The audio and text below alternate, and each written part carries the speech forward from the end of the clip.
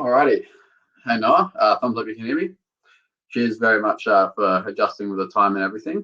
With that said, let's start the debate. It will be beneficial for a country to go vegan.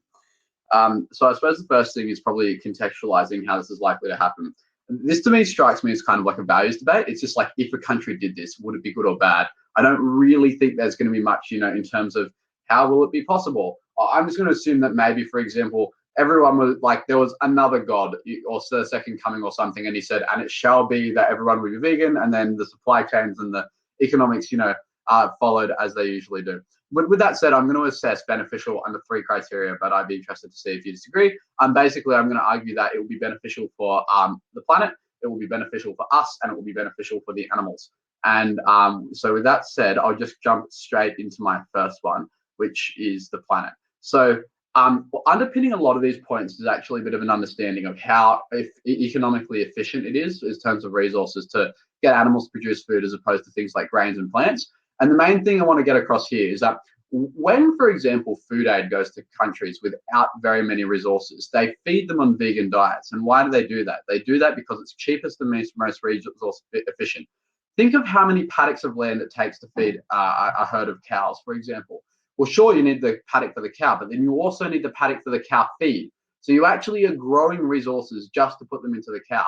And that is not a one-to-one resource transition. It's not like every grain you pour into the cow's mouth translates into another kilogram of fat or kilogram of meat. On the contrary, cows burn a lot of that up in the normal living, right? Like we would do. When we eat X amount of calories, we burn a lot of it off in heat. We burn a lot of it off in exercise. Which means that actually, if you just repurpose those 2 plots of land to just produce grains, you could feed them to people, and that would be a lot more resource efficient. You generate a lot more food. What does that mean for the environment? It means a few things. The first is that you don't need to use as much land, so you don't have to do as much stuff such as deforestation, which is ruining, for example, many of our last remaining forests, for example, in Brazil. It also means that you're not removing as many carbon sinks, so that you don't have much of an impact on global warming, because the more trees you have, the more carbon sinks you have. It also means for things like water use, you save a lot of water. Water is actually one of our most critically endangered resources. A lot of nations do not have it, and when it does run out, we are going to be in a lot of trouble. It also means that cows, for example, produce unique after effects like methane, which are particularly noxious gases in terms of preventing global warming. And of course, there's just the general increased cost of energy. So, for example, shipping grains around is not as refrigeration intense as shipping meat around, because meat needs to be kept fresh or it goes rancid, and that can come with diseases. Whereas grains, yes, you need some elements of refrigeration, but it's not the energy intensity is nowhere near as quick. With that, I'll pass the mic. Okay, so let's talk about some of these issues. Now, to start out with, I'm just going to say that veganism basically means that we're categorically forswearing all animal product consumption. So because we didn't define that at the beginning, so I think that's pretty clear and pretty self-evident. Let's talk about the whole issue of the planet. And this is actually going to be my first reason why we shouldn't go vegan, because of the planet, because of sustainability. I have 2 studies I'm going to talk about here. My first is that of land use. Now, an Elemental Journal study found that studying vegan diets as compared to various omnivorous or vegetarian diets found that when you talk about the increased plant consumption, when you increase plant consumption, you do reduce the land use. You do reduce the amount of land we need to feed people, but when you go vegan, you actually increase the amount of land as opposed to less, as opposed to using meat to some extent. And this is because they're wasting land that's only suitable for things like pasture land or perennial cropland, things that are used for the benefit of animals that don't really have the application for human use. And to just answer one issue here, you can't just convert land straight up from pasture land or perennial cropland to the kind of stuff you need to feed on a vegan diet. In order to do that, what happens is when you're converting this land, what you see is that when you're trying to convert land, it often increases desertification. That happened in Africa, according to BBC. They tried to convert a large swath of pasture land to farmland, and what happened was that it turned basically into a desert. So it's not just suitable. 1/3 of land on Earth is suitable only for animal agriculture, again, according to BBC. So when we're throwing this out, we're not actually helping the planet that much. My second point is that of resource use, and you brought up a little bit about this in terms of water use. According to a Carnegie Mellon study, when you actually compare the amount of calories needed to feed this person, and you talk about a vegan diet versus a more an omnivorous diet. Lettuce, just growing a calorie of lettuce causes 3 more times on the greenhouse gas emissions than growing a calorie of bacon.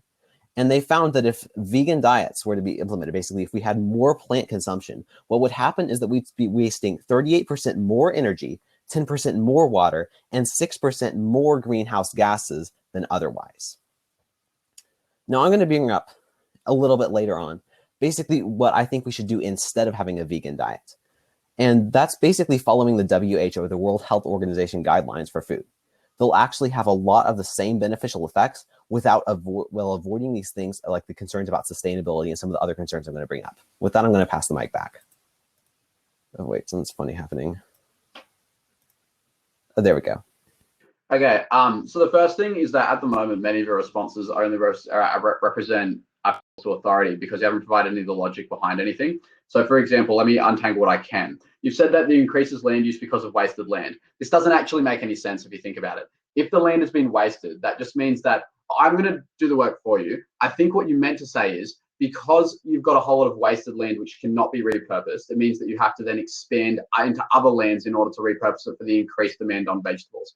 The first thing I point out is that that is only ever a short-term concern because that increased land use is counting land which is used for animals now. That might be true for a couple of decades, but once you get into a century or 2 centuries, then that pastoral land goes back to its natural vegetative state. And I'm more than happy to invest short-term resources into things like reforestation and regrowthing, or maybe even using it for example, pulp mills or something, right? Where we always need more land to generate paper. So we can repurpose that land into any other thing. So that logically doesn't stand up because that study, that increased land use relies on us never doing anything with the pastoral land which cannot be repurposed. The second thing I'd ask is, I actually don't understand why it is that this land can't be repurposed, right? Like you've given me no reason other than the BBC said it so in a puff piece, right? The BBC put on an article the other day said that women were brought up to hate men and vice versa. I need to hear the reason why it can't be repurposed. Because when, for example, you have pastoral land, it's clearly capable of growing something because there's grass on it for the cows to eat. What is it about grass which makes it unique from, example, lettuce or grain or any form of vegetation, for example, that you've got all this land which is only ever used for grass? I don't quite understand how that works. The second thing you're talking about is the caloric intake, and you use the example of lettuce. Probably true for lettuce, yes, because it's mostly water. Probably very untrue for grains, right? So that to me looks like a study which is focused on a particular type of vegetation and not universal. Second thing as well is that you said something like, it actually takes 10% more of everything. And again, you didn't give any reason why other than an appeal to authority. I suppose that the thing that I point out then is that how do you feed the animals? Because if it is true that vegetation takes 10% more of everything, then you have to grow that, feed it to the animals, and then you have to grow additional vegetation again. So that's unescapable either way. So really at the end of the day, animals always take more resources to use because you have to feed them what you would have otherwise just eaten yourself. And that's why it would be more resource efficient to go vegan. I'll pass the mic back. So let's talk about the issues that have been brought up so far. Now, my opponent responded to my studies by saying that they are an appeal to authority. Now, this isn't rad in and of itself. Appeal to authority is often useful, especially when we're talking about things like studies that are studying these kind of issues. There's something that's more credible about them. They are more credible than just what I'm saying right off here. Like these are things like actual academic people who've been studying these things and doing a lot of work to figure out what would happen if these actually happened. Now, the thing about this is that it's not actually a logical fallacy to appeal to good authority. It's a logical fallacy to appeal to false authority. But these are very credible sources that should be appealed to. So let's talk about why they're actually correct. Now, my opponent said that he doesn't see how they can be wasted land. Now, I'm going to explain this a little bit. There are certain types of land that are suited only to things like ranging animals. Now, the BBC says that there's 1/3 of the world's land is composed of arid and semi-arid rangeland, only useful for like actually having an animal range. Like that's what this land is useful for. It's rangeland. This is just the nature of the soil, the nature of the land itself. So there is specific land that is suitable only for these kind of areas. Now, the study found that if you go vegan, what you're doing is you're relying far more on a very specific type of land that's useful for growing things like lettuce or growing things like asparagus, the kind of things that vegans have to in order to be healthy. You can't just eat grains nonstop as a vegan. That's not really that healthy. And if you want to claim any health benefits for veganism, you're not going to claim them by only eating grains. The simple fact is, when you look at this, there's going to be wasted land here. You're going to have to be using more land than you would otherwise. You're going to just throw this land out. You're going to have to rely more on deforestation, taking out the jungles and forests that you were talking about earlier in the first speech, because you have to get that land in order to use and survive on the vegan diet. Secondly, you talked about the caloric intake, and you said, well, for example, this isn't true for grains. It may be true for lettuce, but it isn't true for grains. I've already responded to this point. I talked about how in order to have a healthy vegan diet, you can't just eat like a cow. You have to eat like a person, and you have to eat things like green things. You can't just eat wheat all the time. So and this was actually the point they were making, if you rely more on plants that you really should be eating, if you just keep eating those more, it does increase things like energy consumption, water use, and greenhouse gas emissions. So all the harms that you were talking about earlier in your speech are going to apply to your plan of sending the whole country vegan. And so with that, I'm going to pass the mic back. Okay, first thing first. So you point out that if it's a good authority, we should believe it, but you've cited the BBC on a matter which is intensely scientific. The BBC is not a science, they're not a university, they're a bunch of journalists. Who paid for the study? I'd like to know. I know that Big Pharma, for example, puts out lots of studies in favor of their own commercial interests. I'd be very interested to see if there's any of the meat lobby's money in there. I'd be interested to see what their control group is. I'd be interested to see if they actually attempted if you could enumerate, for example, the list of things which they thought were ill-suited, that would be great. Short of you actually providing me relevant details in the study to engage with, all I can say is that I have studies, which I'll link as well, which say the opposite, and then you've just got a dead heat. So either provide the logic and the science of the study instead of just providing the conclusion which has been put out by some journalist as a puff piece, likely paid for by the meat lobby, or I think it's totally irrelevant and I cannot further engage with it. The second thing which you said was that if it's only suitable for grains, you can't just eat grains, which belies the actual logic of what I'm saying. You can repurpose the grain land to grain and the lettuce land to lettuce. Your study didn't say that all land was ill-suited to lettuce. It just said that only some land is ill-suited to lettuce, which means that in many economies of scale, for example, there are land which is suitable for pigs and land which is suitable for cows. I wouldn't say to you, well, you can't just eat pigs, right? No, you get a variety. You just draw it from different places, and that's what you do with free trade and economies of scale.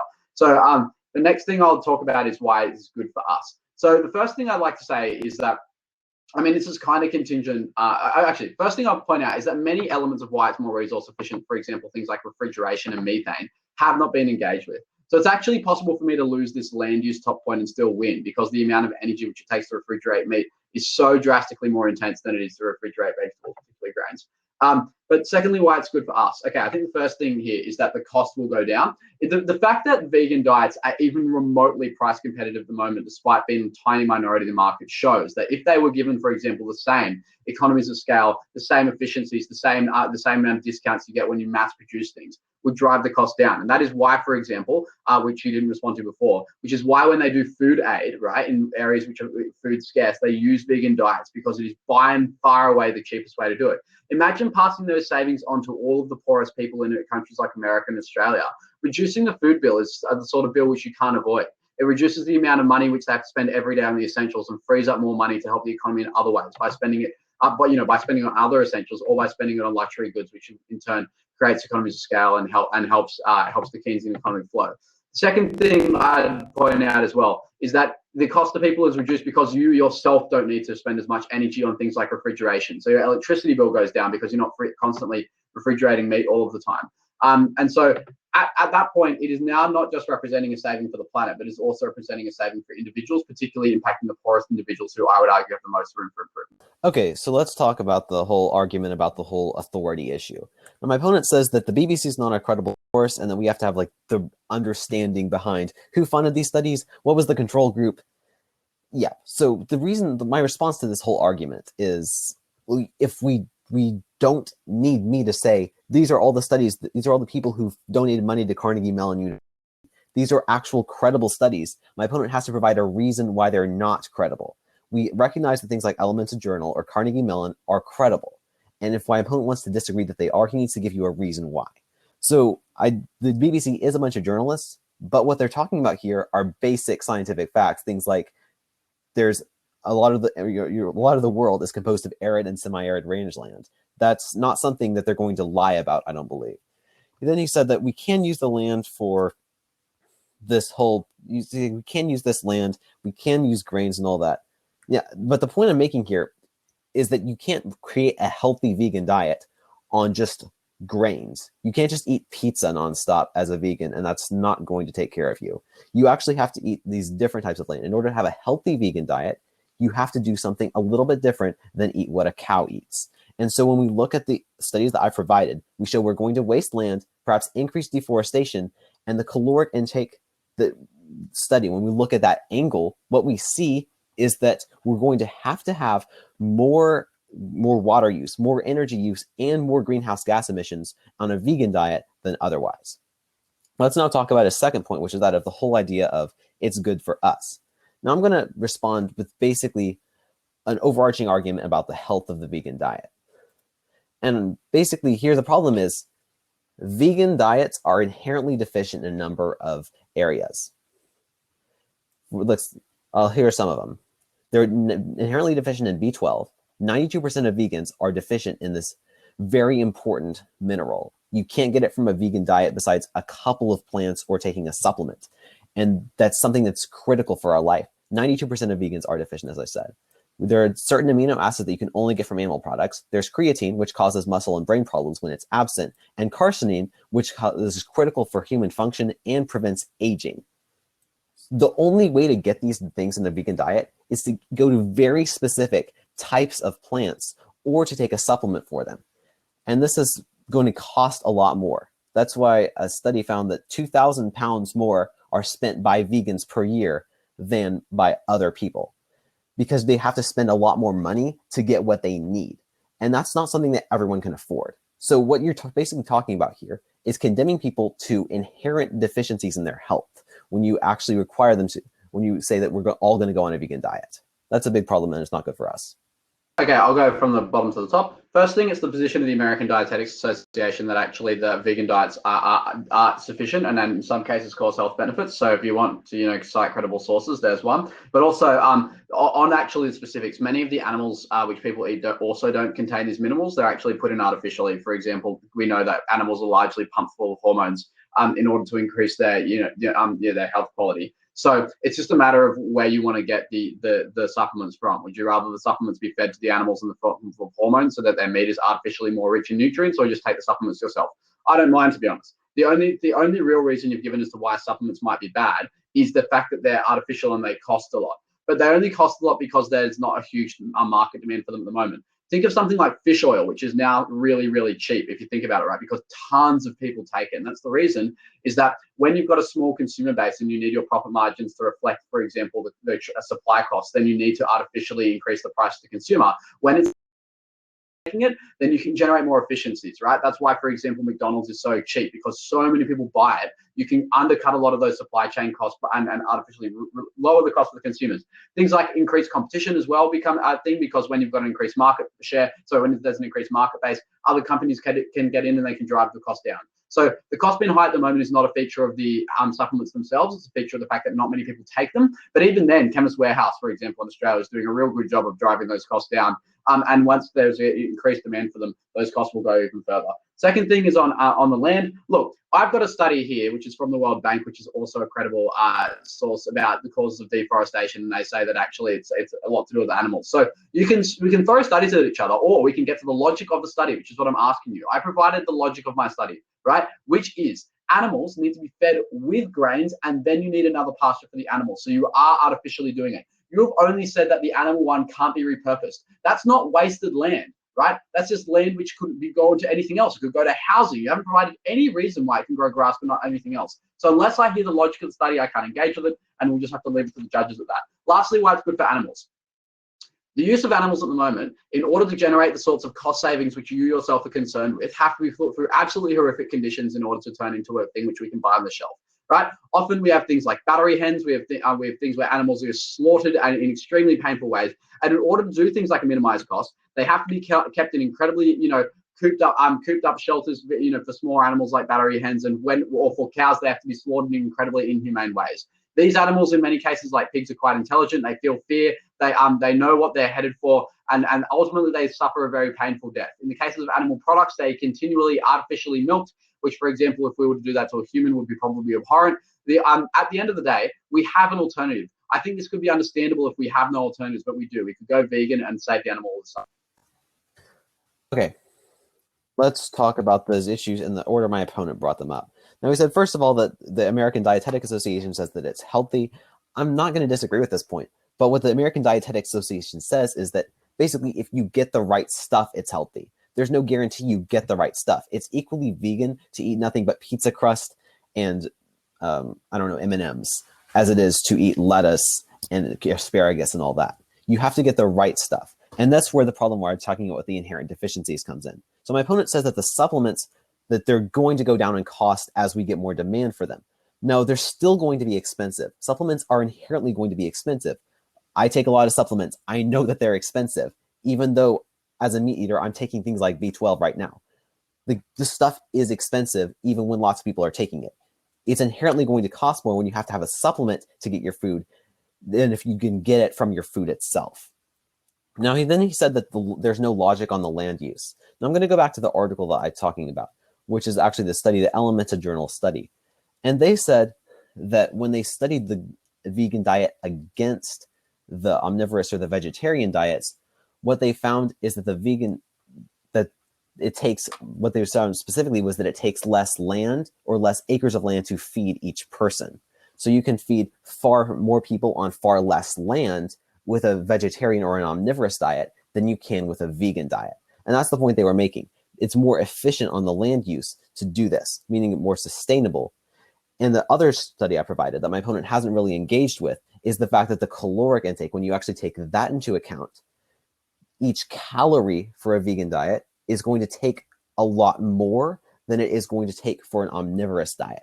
And so what they talked about specifically was that energy use, land use, energy use, water use, and greenhouse gas emissions go up. So the point is the logic is there and the study is still there. He hasn't provided you counter studies to show that this stuff isn't true, and he hasn't provided any evidence that my studies are biased, uncredible, or false. So that point definitely still stands. He then goes on to the fact that the animals, it's bad for them to get killed. Well, yeah, it's bad for animals to get killed, but being treated poorly isn't inherent in having an omnivorous diet. And secondly, if we got rid of the omnivorous diet, these animals wouldn't exist. These animals only exist because of the benefit they provide to humanity. And if we got rid of that, if we got rid of the animals and we stopped eating them, basically, they would just stop existing because there's no reason for them to exist. They can't survive on their own. So I would say it's pretty good to exist. And so I don't think this argument really applies. I'm going to go ahead and pass the mic back.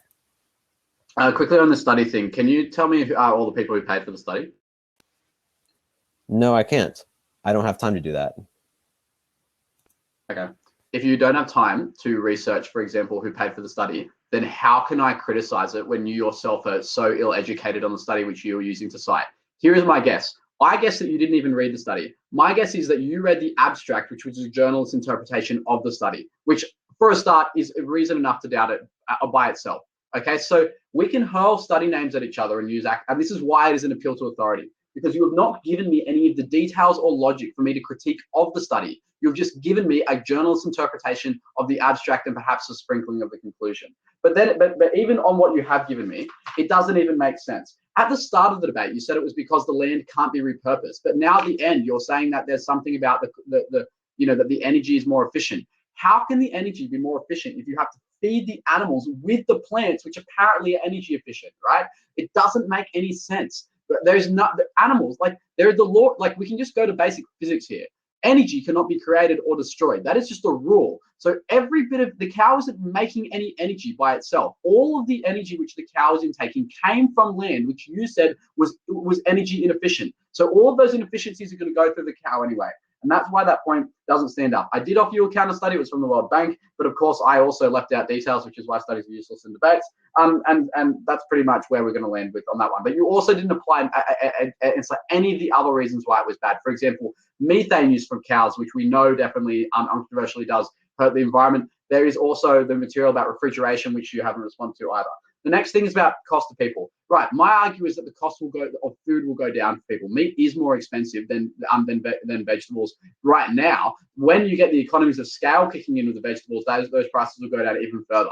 And that is the same for supplements. The logic which you did not address is that the reason supplements are artificially high now is because when you have a small consumer base, it means that supply chain costs represent a larger and larger portion of the profits and the gross income of that thing. When there are more people eating it all using the same supply chain, right? When there are 100 people shopping at that pharmacy as opposed to one, the delivery costs can now be spread out amongst 100 people. So many of the costs of those things go down. Additionally, market competition will drive the cost down. And that is why supplements will be very, very cheap at the end.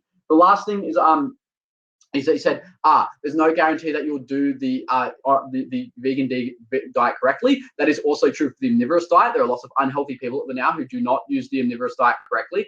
I say that is their personal responsibility and not the job of, the government to structure, for example, the diets in a way which makes them healthy. But also on the stuff about animals, you said that existence is superior to non-existence. I would say that we should let all the animals go free at the moment, and maybe if they can use this land, which is apparently repurposable, to do what they wish, and if they go extinct, that's on them. But also, I would say an existence which is doomed to you just dying in a slow, horrible, painful way and being force-fed and being forced to live in a cage all your life probably isn't superior to death. There.